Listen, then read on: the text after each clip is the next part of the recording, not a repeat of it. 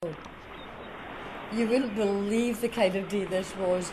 It was actually, believe it or not, filmed with me speaking, which is why my words were probably not matched my mouth, because you won't hear a word I'm saying.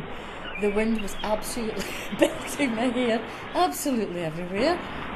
No matter what way I turned, I became like a Dulux dog, and it looks as if I'm miming, but in actual fact the wind is whipping right through the camera.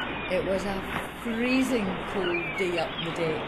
The skies were grey, my hands were freezing, and then I sort of swapped the camera to take the camera to give a turn around and have a look at what Alice was doing, as she had a very interesting hairdo, not one we normally see on YouTube. She wandered up and down the deck, and I remember that day so very, very clearly, because when you breathed in, the wind shot right up your nose. You didn't know what day it was. So we had a wee look around, a wee wander around the deck, thinking that it might be a bit more sheltered at this side. And I thought, that's a lot better. So we came to the corner and thought it would be interesting for those who've heard so much about Bute to actually see some of the scenery. But it was very, very difficult to keep steady with the wind blowing and everything. I was guaranteed that I had the safety of the camera, which was strapped round my wrist, as Alice had apoplexy in case I dropped it down off the deck onto the car deck. So this was a lovely view over the water, over to the island of Bute. This is where Anne is. This is where Anne goes and stays most times, while she's busy dealing with things that which we dealt with at home.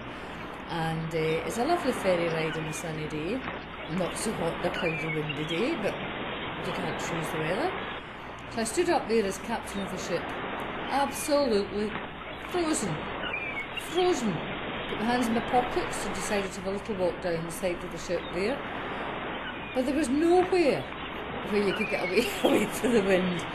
And you will probably notice, as I was blown along the deck, I was the only absolute idiot that was standing up there in the first place.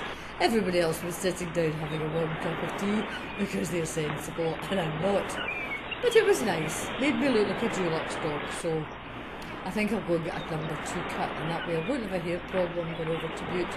And the thing was, it was really funny was I spent the morning very carefully putting on mousse and getting it all nice, just for it all to be blown away.